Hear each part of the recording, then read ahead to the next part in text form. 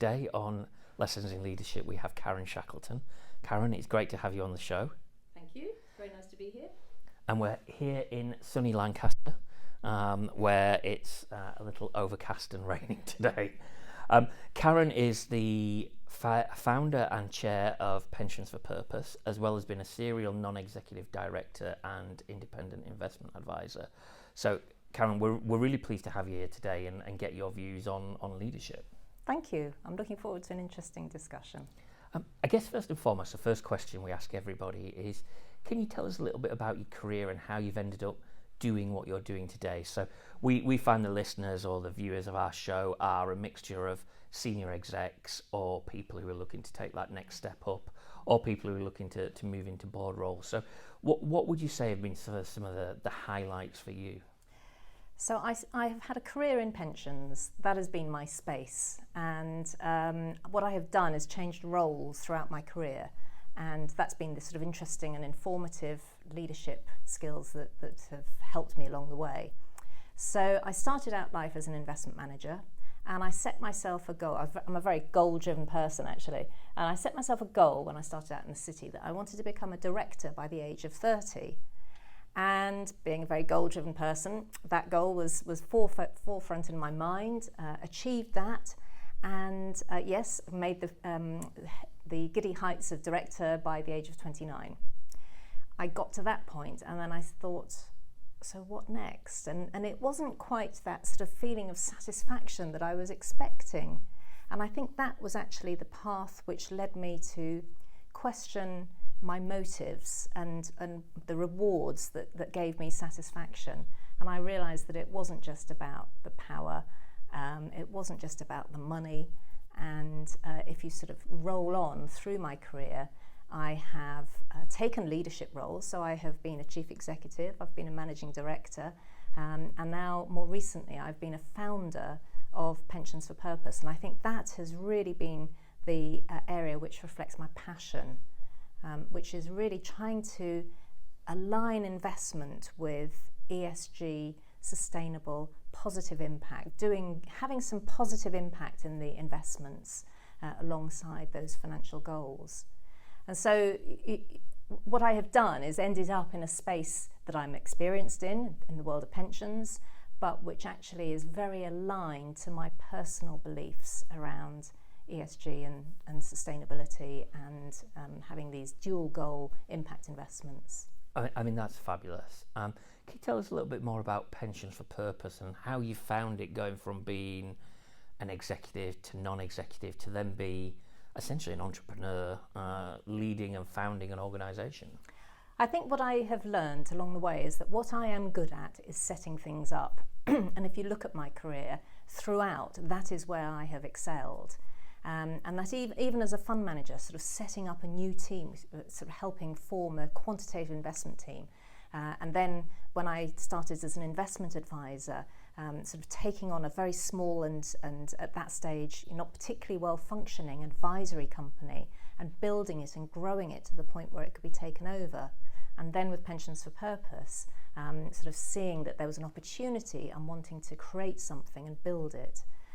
So Pensions for Purpose is a collaborative platform, and we are trying to help pension funds make informed decisions around the whole topic of environmental, social and governance risk, around thematic sustainability investment, and around the dual purpose impact investments with both a financial goal and an impact goal. And we do that through having members, which are asset managers and consultants and lawyers, and they are posting thought leadership content which informs pension funds. But then we also run a lot of events. These are all virtual events where we discuss topics. So for example, that might be thinking about how to implement a net zero climate action plan in a pension fund portfolio, or it might be how can you think about investing in place while still meeting your fiduciary duties as a pension fund. And so we sort of have debates, we have expert speakers, and then we have a roundtable discussion. I did find in the pandemic that everybody suddenly went online, didn't they? And there was a great emphasis on webinars.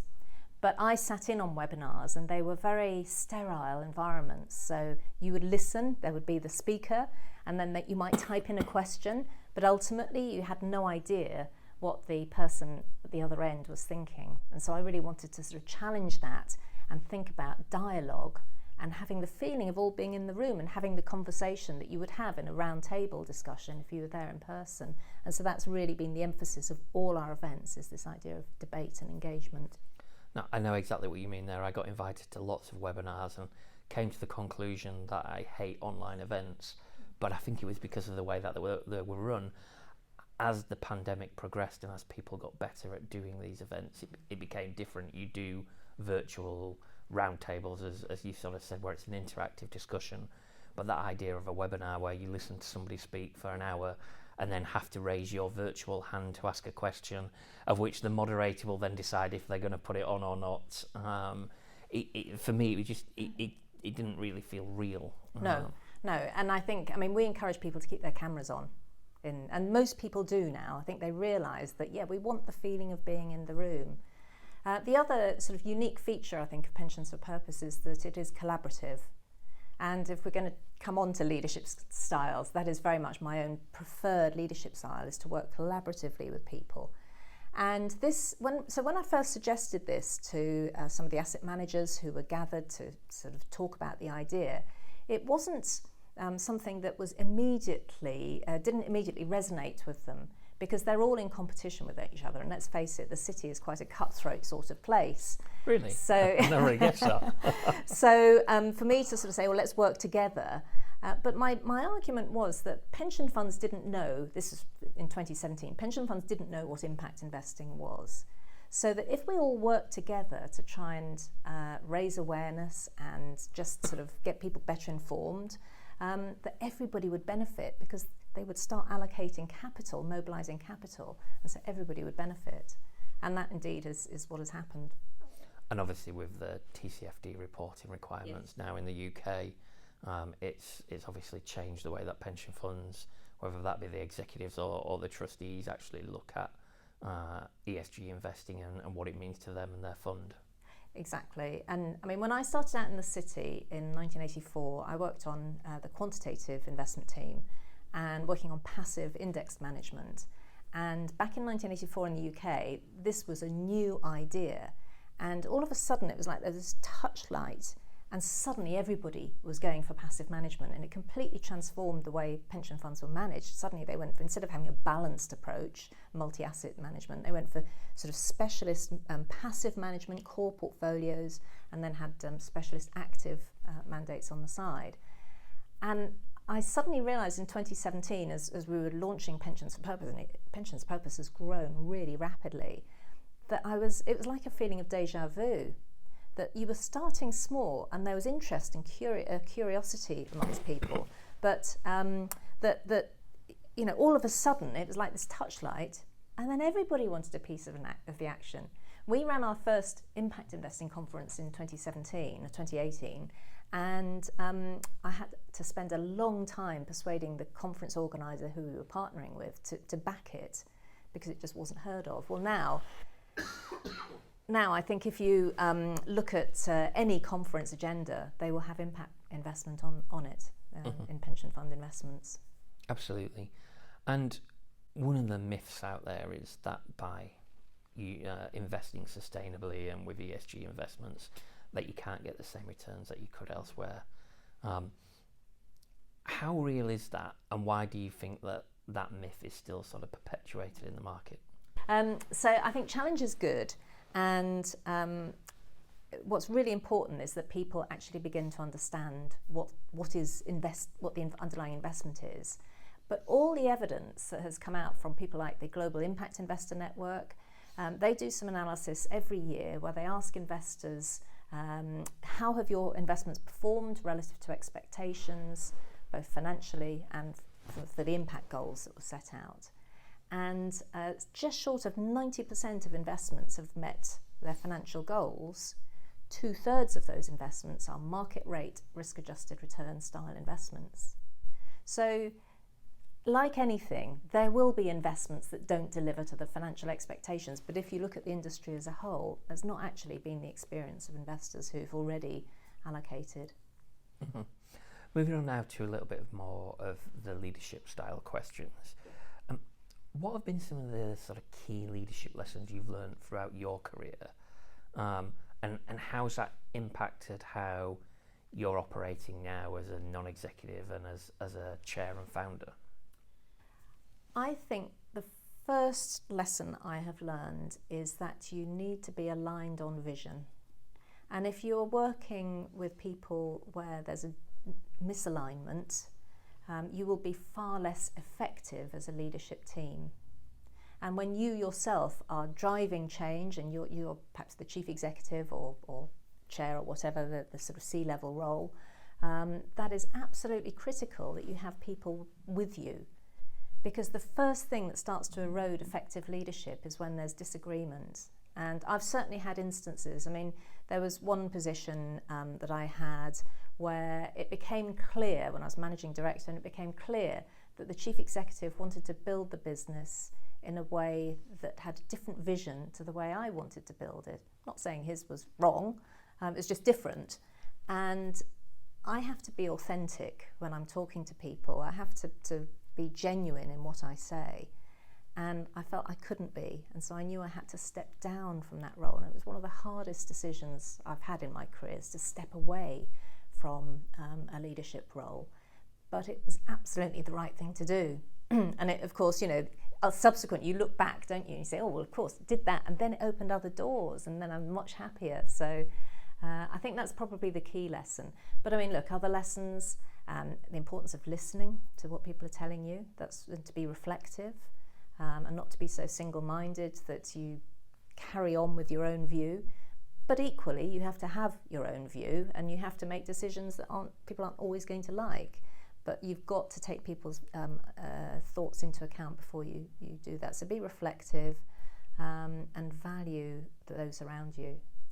You've got to sort of appreciate them and recognise that they are bringing something to the table that isn't necessarily a skill that you have, but how valuable is that?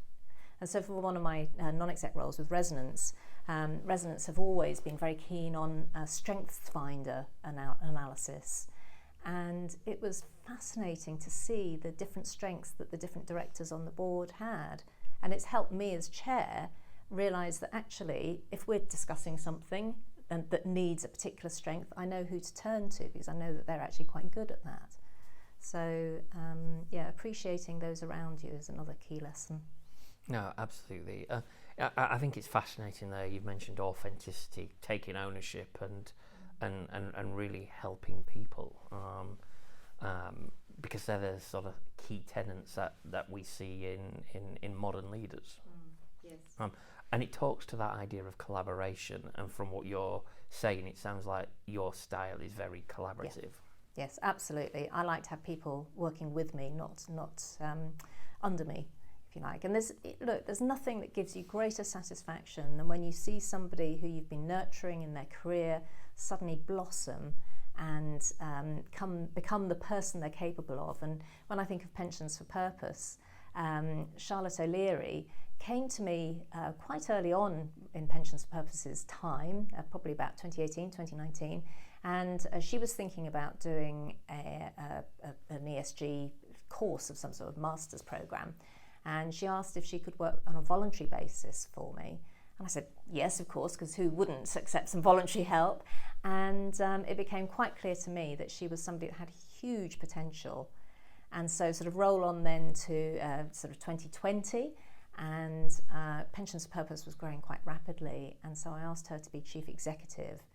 And she has never done this job before, but to see her develop and learn leadership skills that have allowed her to reach her full potential has been hugely satisfying. And I really hope that I've been a supportive chair to, sort of handing over the management of the company to her without being. It was difficult when you're a founder, of course, and you've got somebody else leading. You have to be completely aligned. You have to share the vision. She and I do. We're very, very aligned.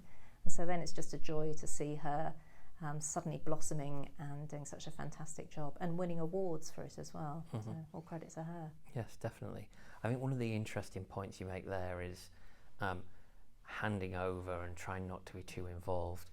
One of the big issues we find with first-time non-executive directors is they try to replicate the work that the executive team are doing and often get really down and dirty in the detail. And actually that's not productive. Their role is to ask questions and to make sure that the right things are done in the right way for the right reasons. It's not to redo the work of the chief executive or the executive team. And it's one of the main reasons why boards don't like to appoint first-time non-executive directors. Yeah, I mean, it's a valid point, but in my first non-exec role was with Resonance, where I'm currently chair, and I really, really liked that I could come in and share my strategic vision and talk things through and then step away while the executive team followed through. Because I think in my time as an executive chief executive, I had actually run myself a little bit ragged, and I had suffered health issues as a result of that. And because of my personality type, I'm 110% all the time. And it was important for me to be able to draw a line and say, actually, you know what, when you're a non-exec role, this is not my problem. This is for the executive team. And what you need then is a different skill set. It's around dialogue and being supportive, challenging when necessary, throwing in new ideas, and then following through. And sort of so the next meeting says, so how did you get on with X, Y, and Z? This is a slightly different skill set, but absolutely suits me. Much, much better actually than being in an executive role because of my personality type.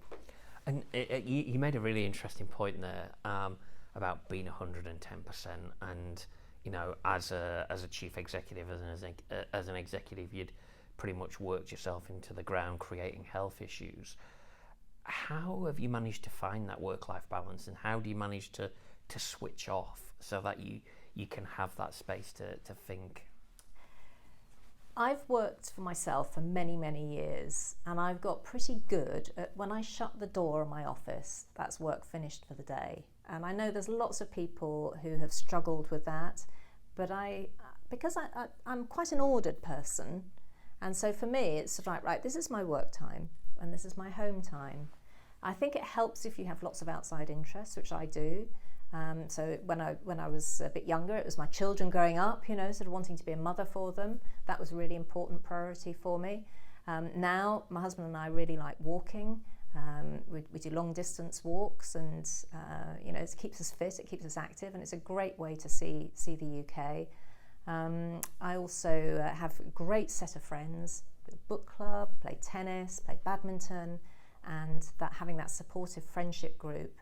Where you can just go and be yourself. I hardly ever talk work with them, and that's actually important for me, is to have that switch off time when I can just be me and be a different person. They probably wouldn't really understand what work I do anyway, so it works quite well, and that really matters. And then of course my faith, sort of having a recognition that there's a higher authority for whom that is influencing your life choices, and ultimately, that's a great place, a great resource to go to for inspiration and guidance as well when you're in difficult times.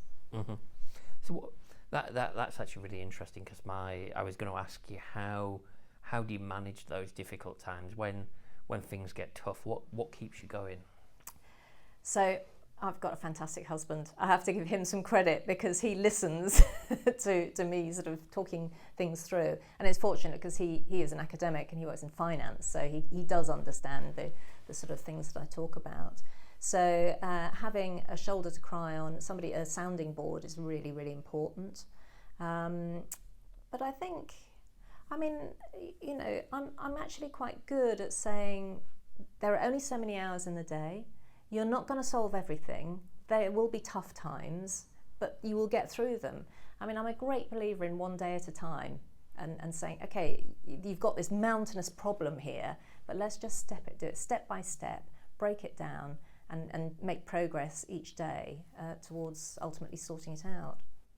Yeah, I remember one of my first bosses posing the age-old question, how do you eat an elephant? The answer is one bite at a time. Because ultimately, if you try and overcomplicate it and try and do the whole thing at once, it's not going to happen and it's not going to work. I mean, I make it all sound very easy, and as I say, the time when I had to step down from a leadership role was one of the most challenging times of my career, and I lost a lot of sleep over it. But now I look back and I realise how it was a catalytic moment for me, and it changed direction. And so, my advice to anybody who's perhaps in a job where they're not really very happy and struggling, but they don't know what to do next, take that leap of faith and change direction, because it can be hugely transformative. Would you say that's the toughest leadership challenge you faced? What, in my career? Mm-hmm. Oh, definitely, yeah. Because, I was very well known in the industry as managing director, and, I had the authority that came with that. And then I stepped away from that, and I just, I had my other responsibilities as a senior independent investment advisor. But when I stepped down from it, I felt like I'd lost part of my identity, and it was really difficult. And that was when I started thinking about, well, how could I use the skills that I've developed as an executive director and help others. And that's what led me to the non-exec path, because I felt I had skills that I could bring to others. But didn't want to sort of get back into the cycle of being a chief executive where I'm stressed and run down and having issues because I don't quite agree with the vision and whatever. So that sort of led to other things. And that's really good. And you mentioned earlier as well how you developed Charlotte. Yes. How typically have you gone about developing teamwork and developing people so that they can excel in their own careers?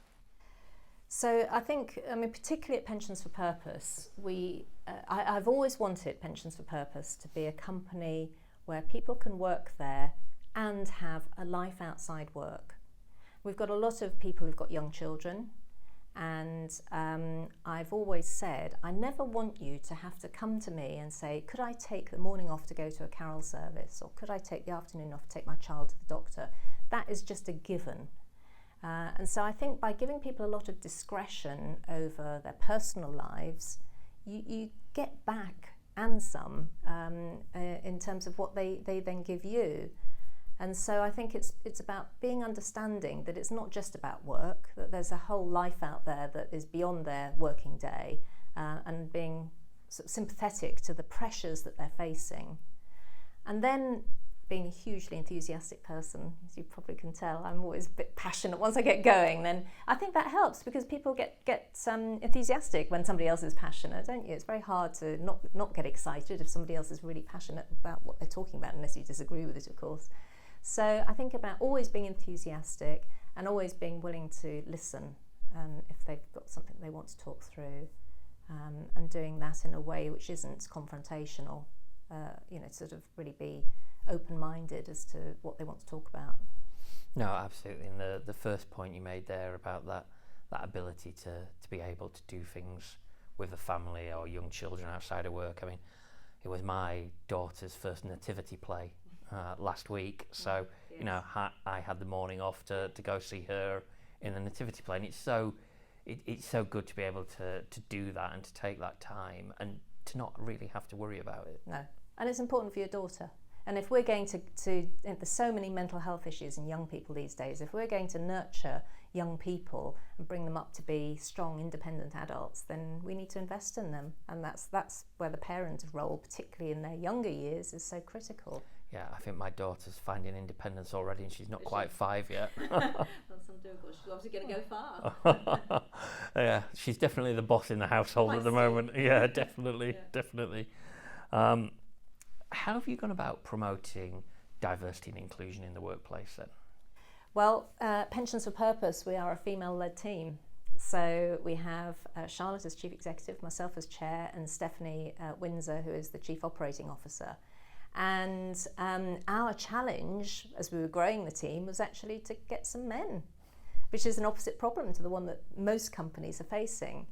So I think we have thought quite intentionally about this, and we are now balanced in terms of the male-female gender. We're a very small company still, a team of about 10 or so, but growing fast. But we have had conversations about the phrasing of our job adverts, thinking about the words, the adjectives that we use to describe the job.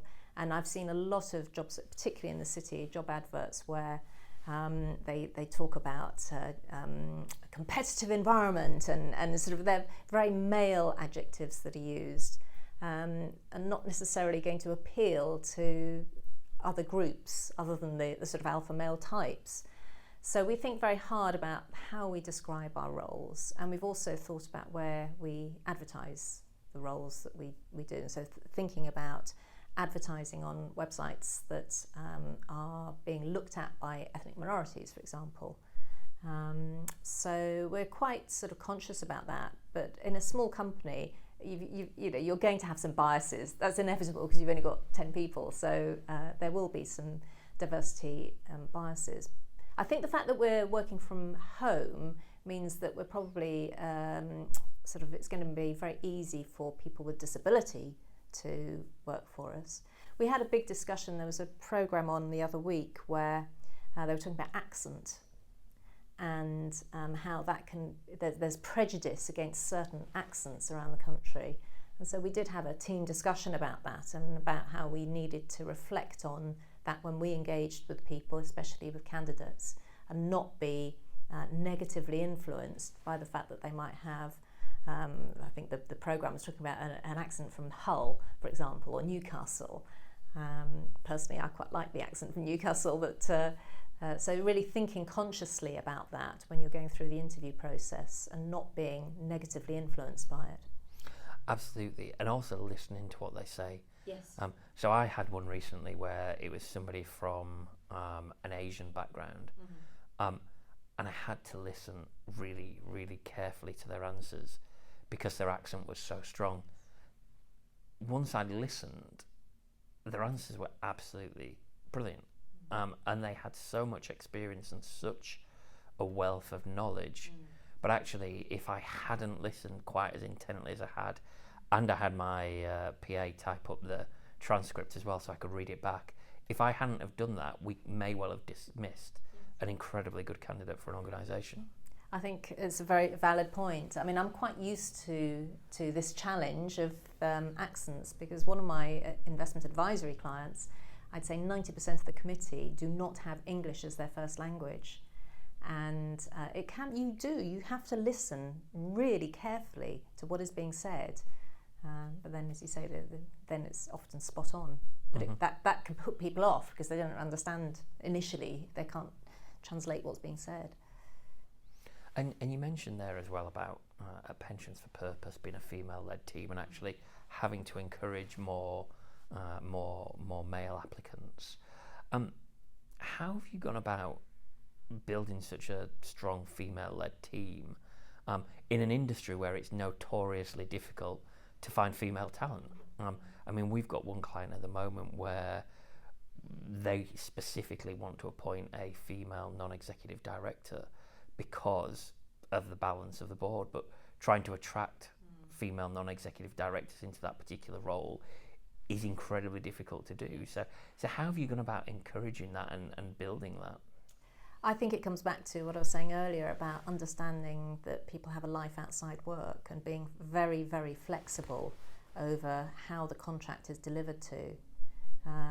So, I mean, to be fair, as I say, Charlotte had come to me, and so we got to know each other before I asked her to be chief executive. And Stephanie, she and I have worked together for years. I mean, it must be 20 or 30 years. And so I kind of knew what I was getting into. And when asking Stephanie to set up, she actually set up Pensions for Purpose with me.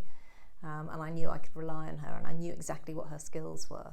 But with Stephanie, for example, she had been an administrative assistant and has gone into a chief operating officer role. So she's, I've seen her blossom as well, and she's got so much talent. And in my personal view, it was all about making her believe up here that she was capable of so much more, which she has been. And what do you think having that diversity has really brought to the organisation?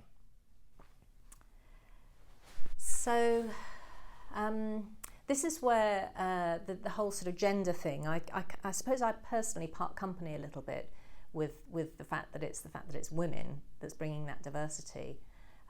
Because for me, it's about the way of thinking and your different strengths. And so Charlotte, for example, is an ideas person. She is so creative, and my job is to hold her back and say, all right, one step at a time. Let's park that one for the moment. But that's her strength. She's an ideas person. I don't think that's because she's a woman. I think that's just her strength. She's somebody who's incredibly creative. Stephanie, it's attention to detail is her strength. She's phenomenal, and she picks up things that I wouldn't have noticed because I'm very strategic. And so I know that if I'm writing an article that's going to be published in a magazine, I'll send it to her to have a look at, because she will pick up every last little mistake. And so that's her strength, is that attention to detail and really being able to drill down. Again, I don't think that's necessarily because she's a woman. I think where the gender balance feeds through is through culture, which is kind of a softer skill in some senses. And I think you're more likely with a female-led team, and this is based on my personal experience from my careers, and it's not necessarily generalisation, but with a female-led team, you're going to have much more empathetic leadership style, and a bit more sort of understanding of these needs outside work, the pressures outside work that need to be accommodated in order to get the most out of your team. And how have you balanced that with being goal focused? So you said at the start you've always been very goal focused. How do you find you've balanced that in your leadership style? I don't think they've been in conflict, actually, because I think if you can be sympathetic to somebody's personal needs, okay, they've got an elderly parent who's just died, take some time off and just go and gather yourself. When they come back, they're going to be in a far better state than if you'd said, oh, well, you can have the afternoon off, but can you be back at work tomorrow? And so I don't think the two are necessarily in conflict, and I don't think they have been in my life either. The times when I have stepped back and had time to reflect, yes, at that time it's been difficult to sort of pursue my goals, whatever they might have been, but then over the longer term you look back and say, yeah, I can see that now. And this comes back to sort of linking in with my faith, because I think if you can be sure that there's this higher authority that is going to be helping you along the way, then you're going to actually achieve things in the longer term. It just might not be at the pace that you were originally expecting it to be. Mm-hmm. So how have you found leading an organisation like Pensions for Purpose, where everybody is home-based, and what sort of challenges has that thrown up that working traditionally in an office might not have? So the first thing that we were acutely aware of was that we weren't having the conversations in the kitchen over making a cup of coffee. That doesn't happen in a virtual environment, because you dial into your meetings, you have your meetings, then you dial off and you go and make coffee in your own kitchen. So one of the things that we have done is to have a monthly virtual social, and we don't talk about work at all. The conversation can go anywhere. So that's when I have found out what the team's doing for the weekend, what they might be doing for Christmas, what their holiday plans are. Sometimes we had one session where we just talked about cars and which car somebody was buying, and we've had a big debate over electric cars. So it can be very varied, but I think that's actually important so that we all understand each other's interests apart from anything else. And so we've tried to create the conversation over a coffee in the virtual world.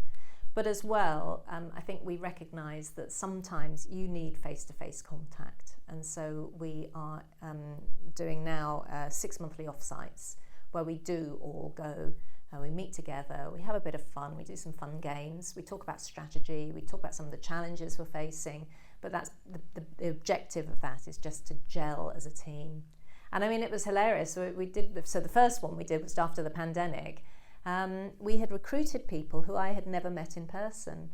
And so it was really funny because, one person was so much taller than I expected, and then another person was so much smaller than I expected. And so, of course, when you only see them from the chest up, it is quite interesting. And even Charlotte, who I had spent a lot of time online with, when we met in person, even though I had met her once before in person, I walked straight past her because I didn't recognise her. So because she was sitting there and I just walked straight past. So it can be quite interesting when you do that, but I actually think that some face-to-face contact is really important. But the rest of the time we try and get around it by doing these monthly socials. Mm-hmm. Yeah, we do exactly the same for our global partners. So we try to get together every 6 months now that travel restrictions have been lifted. Yes. So working together in the pandemic was great, and a few of us knew each other because we'd met pre-pandemic, but the majority of us had never met in person because of the pandemic. So we try to do that every 6 months, where we get together in a different city, and we spend 2 days talking about strategy, talking about operations, talking about delivery, what are some of the challenges, how can we overcome them, what collective knowledge is there in the room, and how can we share best practice together. I think the most important thing is to recognise that you can always improve what you're doing. There's always more opportunity, and if you're building a business, and Pensions for Purpose, we've been so lucky because we have not had to sell. People have come to us. We can't keep up with the demand almost, but equally we know that that's not going to last forever. And we've even got to look at companies like Facebook, for example, which they had huge growth, and then now they're having to sort of rethink and reshape their business. Not that I would think that Pensions Purpose is going to go quite that big, not in my lifetime anyway. But I think you've always got to reflect on where you are and what you could do better, and because the world changes. Absolutely. And I think I've asked all my questions there. Oh, cool. Have you got any you want us to ask and answer? So I think, I would be very interested to know what you look for in a leader. Okay. So when we're looking for leaders for our clients, it's not really what I'm looking for, it's about what the client needs. So what's their strategic vision? Mm-hmm. What skills do they need now to deliver upon that? But what skills do they need for the future? How is the market going to change in the future? And we do that by talking to the executives, the non-executives, really understanding where they see the organisation today, where they see it in 3 years, where they see it in 5 years, and what skills do they need along the way to go there, and what have they got already around the board, what have they got around the leadership team, and what's missing, and where can we plug those gaps. And then it's about finding the people with those skill gaps that actually help complement them as a leadership team. I'm pleased you sort of said all those things, because that's a lot of kind of what I was trying to communicate, perhaps not in such an eloquent way, but around the vision and the skills, and sort of filling the gap. But thinking about where the market's going as well is quite important. I think it's the main role of the chief executive, really. Yes. Yes, you've got a team of execs around you to deliver in a functional area, but the role of the chief executive is really, where is the organisation going? Where's the market going? What's going to happen in the future? Now, you're not going to be 100% right. Nobody ever is. But you can get a feeling for the direction of travel. Yeah. You have to have conviction about that as well. Absolutely. And you only have to look at the Blockbuster example, when they had the opportunity to create a streaming service, where they said, no, nobody would ever go for that. I know. Some lessons learned. Yeah, absolutely. So our last question is from Diego Lopez, who is the Chief Executive and founder of Global SWF, and he would like to know. So my question to you would be, how do you learn to live with sharks? Meaning you got a lot of competition, where you have endured a lot of competition to get where you are. So how can you compete in that environment and succeed in life? So when I started out in the city, there weren't very many women at all, basically, in any sort of professional positions. And I realised quite early on that I was going to have to fight quite hard to succeed. And I looked around me, and I had some great role models. I was very lucky to work in an organisation where there were two fantastic women, Angela Bunbury and Christine Downton. But I looked around the whole organisation at the women who were in professional positions, and I came to the conclusion that I wasn't like them. Some of them were very sort of staunch feminists and would protest at every slight sort of, statement that was said wrong. And others had adopted the blokey approach of, well, I'm sure you're aware of what trading environments are like. You get a lot of swearing. It's fairly base humour.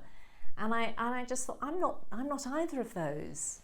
And so I think there was a moment when I realised that I had to be myself. I had to be my own person, and that was a little bit different to what other women working in the city at that time were like. So the way I cope with competition is to be genuine, to be my own person, to be honest to myself, to work incredibly hard and really, really strive for the best, and then to earn the respect of those around me.